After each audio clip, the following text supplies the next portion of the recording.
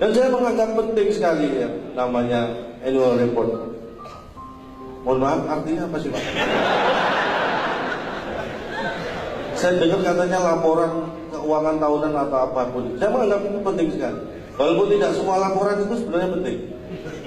Ada laporan yang tidak penting tapi selalu dilakukan, hanya formalitas. Laporan komandan upacara kepada inspektur upacara itu tidak penting sama sekali. Semua juga sudah tahu kalau kumpul di lapangan semua siap mau upacara, tapi laporan itu tetap dilakukan. Saking tidak pentingnya, ada yang beranggapan bahwa report itu nggak penting. Sampai mungkin Presiden kita keempat, Republik Indonesia keempat, selalu mengatakan gitu aja kok report. Saking nggak pentingnya report.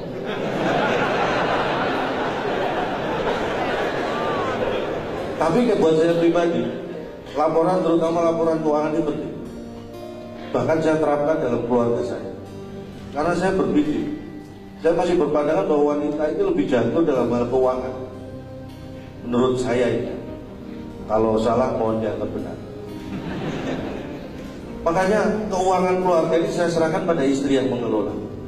Karena saya tahu kalau keuangan tidak dikelola oleh wanita, maka akan dihabiskan oleh wanita lain.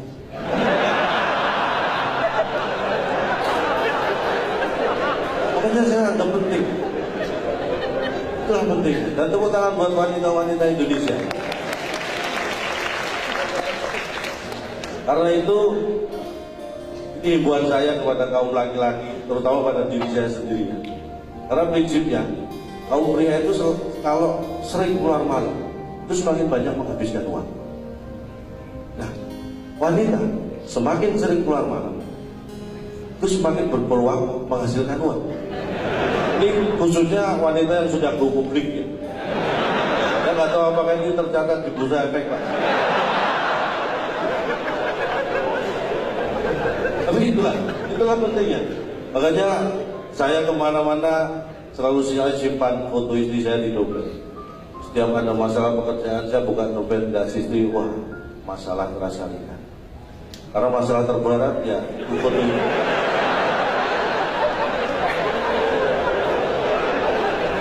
Bicara masalah ekonomi,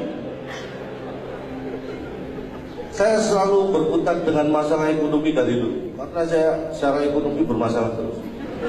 Sampai dulu saya mau kuliah, akhirnya saya kuliah di Udayana. Orang tua saya bilang, Udayana nggak usah kuliah, nggak ada kuliah.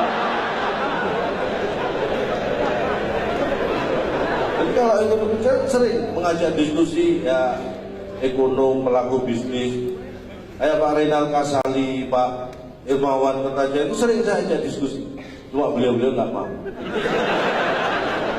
Tapi saya pegang betul pasal 33 Undang-Undang Dasar 1945 bahwa bumi, air, dan kekayaan alam yang terkandung di dalamnya dipergunakan, dikuasai oleh negara dan dipergunakan untuk sebesar-besarnya kemakmuran rakyat. Saya pegang itu. Walaupun kenyataannya kekayaan dan sumber daya mineral kita ini banyak dikuasai asing. Emas, tembaga itu dikuasai asing. Karena apa? Karena pola pikir kita sendiri. Kenapa sumber mineral kita sampai dikuasai asing dan kita tidak bisa berbuat apa-apa? Karena pola pikir kita sudah menganggap bahwa itu sudah tidak asing lagi. Makanya kita membiarkan. Jadi mulai sekarang kita anggap itu hal yang asing, jadi supaya kita berjuang. Berat memang. Karena Gus dulu kalau kita ikut lagunya Gus ya, bukan lautan, hanya kolam susu. Lagunya gimana? Orang bilang tanah kita tanah surga, tongkat kayu dan batu jadi tanaman. Nah masalahnya kalau sampai sekarang rakyat kita masih belum sejahtera. Siapa yang salah? Gus Dur. Kok berani-beraninya nyanyi gitu? Ini yang berani. Makanya kita harus mewujudkan bersama. Dan saya yakin, karena saya lihat kemiskinan ini mulai menurun. Saya survei sendiri di lingkungan saya. Kemiskinan menurun. Dari dulu kakeknya miskin, bapaknya, sekarang anaknya, cucunya menurun.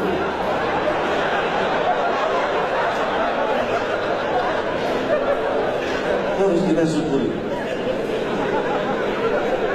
namanya miskin struktural. Butuh usaha lebih keras lagi. Tapi menghadapi tekanan ekonomi, karena rupiah kan mulai menguat, maksudnya lebih tepatnya menguatirkan. Menghadapi ekonomi yang seperti ini, saya terapkan kuncinya apa? Ikhlas, pasrah. Dan terasa, benar. Ketika saya punya masalah ekonomi, anak istri saya pasrahkan ke mertua, beban ekonomi saya lebih ringan. Kuncinya pasrah. Dan saya ingin menyampaikan, mungkin waktu saya sangat terbatas. Saya harap apa yang saya sampaikan ini kurang. Kalau kurang kan pengen nambah. Kalau pengen nambah dan cara seperti ini saya diundang lagi. Tapi dengan catatan tolong temanya jangan berat-berat Pak. Kita ingin kondisi kita aman supaya ekonomi kita bisa berjalan, berkembang dengan baik, mencapai target pertumbuhan ekonomi yang diharapkan. Tapi kadang-kadang kalau saya melihat, kadang-kadang anak kecil itu bakatnya kelihatan mulai kecil. Saya lihat amati tetangga saya, anaknya yang pertama suka nyatet, pemasukan itu dicatat, wah ini gedenya pasti jadi akuntan. Yang nomor 2 itu sukanya perang-perangan, wah pasti jadi tentara. Kalau yang ketiga ini kayaknya jadi polisi, minta uang jajan terus.